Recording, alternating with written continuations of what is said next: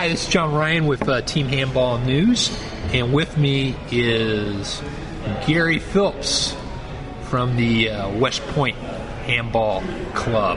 Gary, how you doing today? Doing good, sir. How about yourself? Doing all right. Saw an exciting game earlier today. Air Force. Had you ever lost to Air Force before? Not in my career, no, sir. I haven't seen Air Force beat Army in quite a while. I think like a short-sighted team for West Point lost to them. You guys couldn't send everybody over to like play them in Air Force, but that was several years ago. Yeah, it's been a while. So a big upset here at the College Handball National Championships. But it's not all over for you guys. You got a chance to work your way back into the final, but you're going to have to play an extra game. Yes, sir. Yeah. But let's talk a little bit. Let's step back. Do you remember when we first met 2 years ago? In Tiffin, Ohio, I do, sir. Yeah. How long have you been playing handball at that time? Not at that time, not even a full year yet. Yeah. I see a lot of handball, and I was very impressed with your play, especially when I found out that you hadn't been playing very long. And I'm gonna, at the risk of giving you a big head, I'm gonna tell something I've told several people. And I've been watching handball in the United States for 40 years, almost 40 years, and 3 times in all those 40 years as a player or watching, I've played handball against somebody and I said, "Who the hell is that guy?" And I don't know if you know these other players. I know you know one of them for sure. The first one was Derek Heath. Not sure. He's the assistant coach for the men's senior team for some of the tournaments. Yes, I do know him. Yeah. I did meet him. Derek. First time I played against him, it may not look like it, but I'm a pretty decent jumper. And he's the first time somebody in a 9-meter throw shot over me. I've had people shoot around my arm block, but I was like, wow. The second guy was my last handball match I ever played. I was playing for the Condors at national championships, and they had this young guy that they brought in. Reminded me a lot of Derek. His name's Gary Hines. And I said to my teammates, "Where did you find this guy?" And he was like 18 at the time. And then the third time was at Tiffin, and you caught a alley-oop or a Kempa that was 2/3 of the court and scored a goal. I was like, okay, who is that guy? All right, so just trying to give folks a little bit about your background, where I think of you as a player, and the potential that you had then, and what it appears like some potential that has panned out. You've done really well with West Point, but you've also had a chance to play for the U.S. national team a couple times. Yes, sir. Talk about your first experience, I think, with the junior team. Yes, sir. And then we'll talk about your more recent experience. I just remember my first experience. I mean, it's always nerve-wracking just because you're playing with guys that have been playing handball, their whole lives, over a decade. And here, we don't really have that much experience. And so getting to play with a lot of guys, you're like the new guy on the block, so you're kind of nervous. But that first junior national showing I had was amazing, just because you get to learn so much. You get to learn how other people play the game. And like the way we play it here in the U.S. is so different, the way, the Europeans get to play. And so getting to kind of see that and then bring what I know to the team, and then getting to take some back and bring it to West Point, I just thought it was awesome just to be given that opportunity. It was a new experience for you, and as you're alluding to, we do have a lot of Americans on our national teams that grew up in Europe and have been playing handball longer than the typical American growing up stateside in the U.S. Sir. As I recall at that tournament, and I was kind of watching your play, I think you were facing better goalkeeper competition than you had before. For sure. You were playing wing, and you were like, I think there were some goals that you were used to going in, getting stopped. Yeah, I mean, that was definitely, just a real wake up, just because I'm used to these goals, and so I'm used to being able to just throw the ball hard, throw it fast, and then get it past the goalie. But when you play people who have that experience, these goalies are really trained to watch your arm, see where the ball's going. So it's not about speed, it's about like placement. And then another big thing is we don't play with glue here, and so getting used to using stickum on the balls, that definitely changes your trajectory when you're throwing it, the release. And so kind of balancing on like all of that, it definitely was not the prettiest, but there was a lot of goals that I wish I could get back. But those goalies down there, they definitely opened my eyes. And a good point there about the glue. Contextually, I just didn't, you're watching on grainy YouTube, you sometimes can't see everything. And then more recently, you got the call to play for the senior national team at the Emerging Nations Championships. Yes, sir. Talk a little bit about that. Well, that was just exciting. So I had the opportunity. I had been given the opportunity last year to play with the senior team, but just like with the Army and all my obligations I had to do, I was unable to go. But this time the coach called me up, and they gave me actually time in advance to get the approvals that I needed. So once again, I was super nervous because I had gotten used to the junior national team. So you're playing with people your age, but then you go to the senior team, so now you're like the youngest one, and you're also kind of behind on that experience. But we have practices, we have team dinners, and you get to know the guys, and they're all down to earth regardless of what part of the earth they're from. And then Robert was just a terrific coach, just showing me different things that I necessarily don't see here at or necessarily see here in the U.S. and giving me tips on like small things that can change my game tremendously. So I thought it was such a great experience, especially getting to go to Europe, be in Bulgaria, and just play handball. Just have fun. It was awesome. And so you played wing most of the time, but you also got quite a bit of action there also at right back. Yes, sir. So I was actually most nervous about that because our old right back, Mark Miller, who played on the junior national team, he was here at West Point, and he was our right back, and that's when I was stayed at wing. But once he got hurt, I moved to right back just because I could jump, throw the ball. And so when I was told I was going to play right wing, I was a little nervous just because that's not something I played in like a year and a half. And so I was just trying to get back in the groove of things because a wing shot and a back shot are two different shots on that court. And so definitely, ball placement, going back to that, it's just I had to kind of get back into groove of that. And I got the opportunity to play some back because, we were shortage on lefties, and, I'm not going to, back down. If he wants me to play back, I'll go and try to do what I can. And ultimately, I think it worked out for the best. Absolutely. Great tournament. Showed what you could do at a higher level.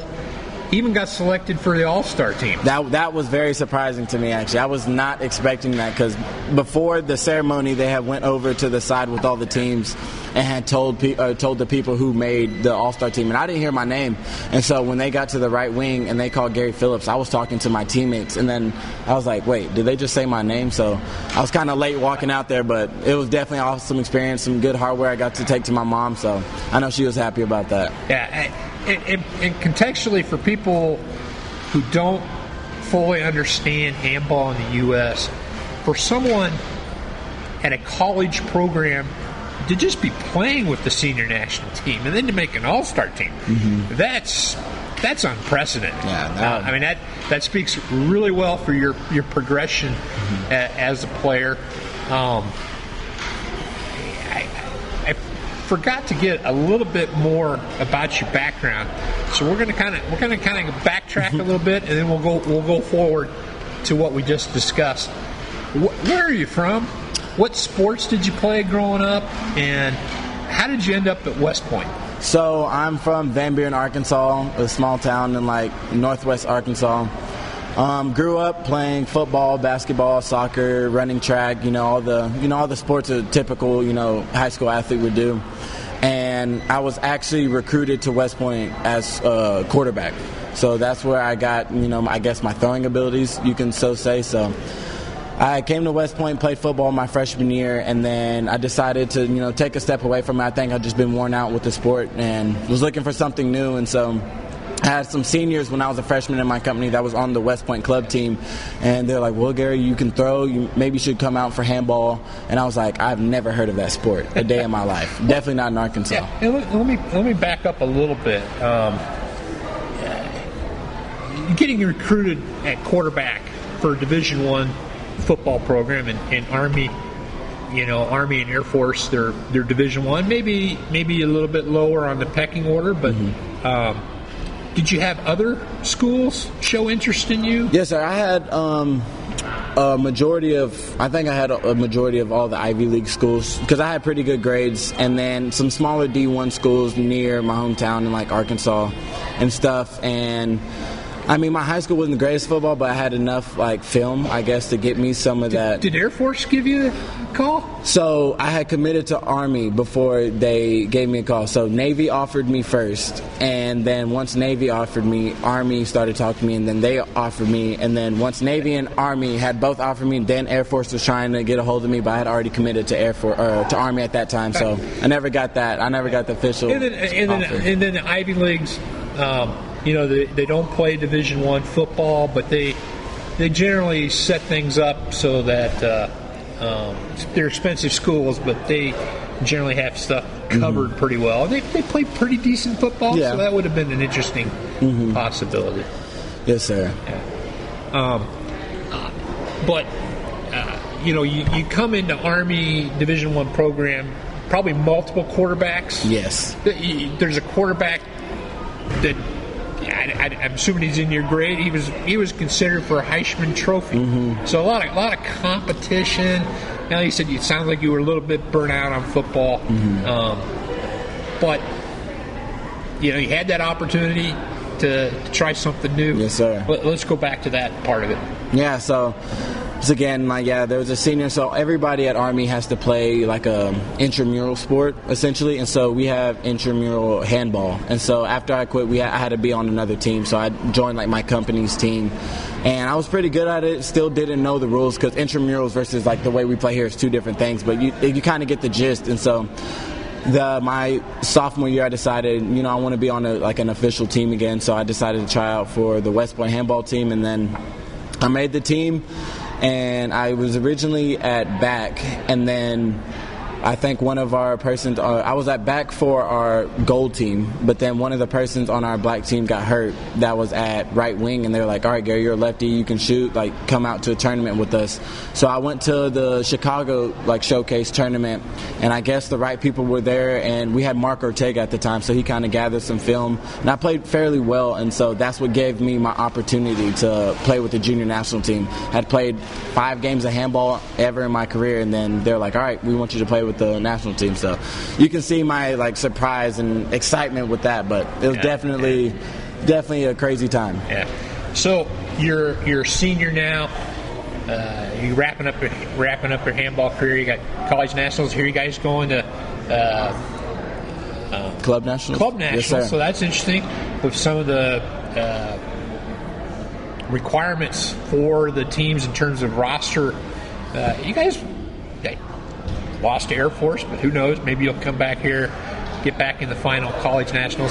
You guys might be competitive at club nationals this year. Yes, sir. I mean, the thing is we just play a different style, and so when we play the college teams, they play similar to us. We got a whole bunch of athletes who may not know all the technique and the exact skill of handball, but you got a whole bunch of young guys that can run, and they can play fast and physical, and that matches our style. But when we play with the club teams, you got some older men, not as athletic, but they have more handball knowledge. So that's kind of where we can separate ourselves and give a different handball look. So I feel good going to club nationals. I think we'll actually get to compete, especially with the new regulations. But right now we're just focusing on getting the job done here. And you're getting ready to graduate. Yes, sir. What's I can't remember the Army term. Branch. Career field branch. Where are you headed? So I will be a field artillery officer, and then I'll be stationed in Hawaii after I finish my officer school in Oklahoma. Is there any chance world-class athlete program in your future? I think it's looking very good, especially after my showcase with the senior team and getting to be all-star team. I got to meet with Robert, and we were kind of going through the details on what we'd have to do to make that a possibility. And so I think my chances look very good. What would be the timing for that? I know originally the Army had kind of a policy of like, hey, we want you to spend a couple years in your chosen career before you go to World Camp. Is there any chance that might be moved up a little bit? So I could potentially, after I graduate, submit my packet and then try to go before BOLC, but most likely what will happen is... I'm sorry, go before what? BOLC, so that's the basic officer leadership school, and so that's what I'll have to do to learn like my specific job. So more than likely what's going to happen is I'll graduate and then do my 6 months at BOLC, and then after I do that, I submit my packet.